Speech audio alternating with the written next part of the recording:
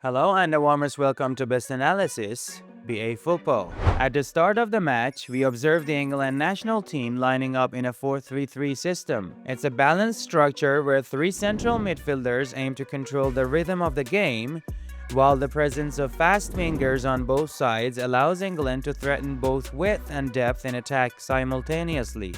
This setup also enables England to stay compact in the central zones without the ball, limiting the opponent's build-up lanes and immediately transitioning into a fast counter-press after losing possession. In this phase, we see a highly compact and well-organized defensive structure from Ghana under Carlos Queiroz. A tight defensive block formed with a heavy concentration of players in their own half minimizes the space between the lines. A tight defensive block formed with a heavy concentration of players in their own half minimizes the space between the lines and effectively shuts down central penetration lanes. The opposition is essentially facing a solid defensive wall with both vertical coverage and a strong horizontal compactness. In such a structure, England respond by using targeted runs in the half spaces, those crucial channels between the wing and central areas that are key for breaking compact defensive blocks. These movements pull defenders out of position and allow players to receive the ball in blind spots between the lines. As a result, even though Ghana's defensive structure is highly disciplined and compact, England use half-space runs to stretch the block and create new pathways for progression and attacking penetration. Here we are faced with an extremely compact and nearly impenetrable defensive block from Ghana, with minimal spacing between lines and making central progression very difficult for England. This defensive cohesion forces England to switch angles of attack, relying more on diagonal passes to disrupt the block and create gaps in the structure. However, Ghana maintained their pressure, positioning, and line discipline effectively, preventing these spaces from opening up. England then returned to half-space penetration once again, managing to briefly escape direct marking and access dangerous zones between the lines. Still, at the crucial final moment, just before a clear chance is created, Ghana's defenders react in time and clear the ball, sending it out for a corner. This highlights the strong resilience of their defensive structure against multiple attacking solutions.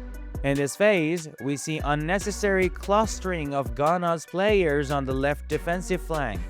This over-concentration creates imbalance in their defensive structure, making one side heavier while leaving the opposite side more open for switches of play and exploitation of space. England immediately recognized this and used one of the most effective solutions against compact blocks: early deliveries into the box. These early crosses are designed to bypass fully organized defensive structures and reduce reaction time for defenders. Despite the quality of the delivery and good attacking presence in the box, Ghana's goalkeeper reacts well, coming off his line with confidence and authority in aerial situations. By controlling the space between the penalty spot and the goal line, he successfully claims the ball before a dangerous chance can develop. Once again, we see Ghana in a deep and compact defensive block in front of their penalty area, significantly limiting penetration lanes and forcing England to look for alternative solutions. One of these solutions is shooting from distance,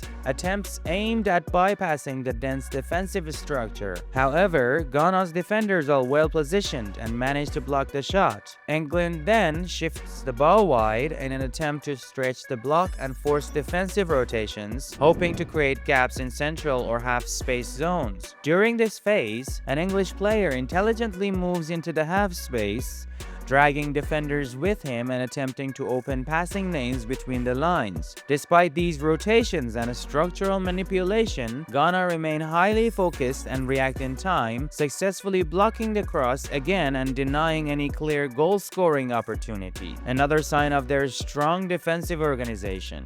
In the sequence, England attempt to break down Ghana's compact block through combination play on the flanks. Small passing triangles are formed in wide areas to destabilize the defensive structure and force rapid shifts that might create gaps in the tight formation. The ball eventually reaches behind the penalty area, but Ghana's numerical presence still restricts the space for a decisive final action. The ball is switched again across the pitch and arrives at England's right winger, who finds himself in a shooting shooting position. However, despite the promising setup, Ghana's defenders react quickly and manage to block the shot with a timely intervention, preventing it from reaching goal.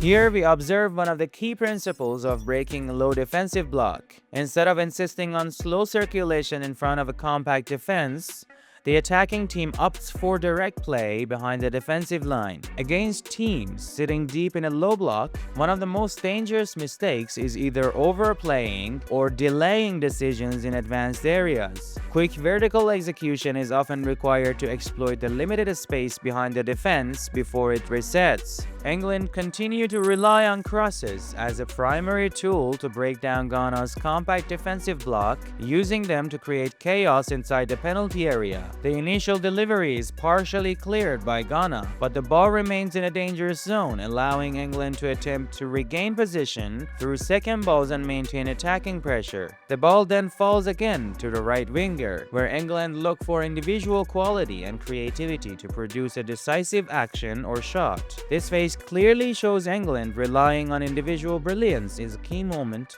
This phase clearly shows England relying on individual brilliance in key moments to solve structural defensive problems. Ultimately, this match highlights an important tactical reality. A disciplined, compact, and well-organized defensive approach like the one implemented by Cairo's Ghana can significantly limit even strong attacking teams such as England, forcing them into lower quality chances and more controlled, risk-managed attacking patterns. Thank you for watching.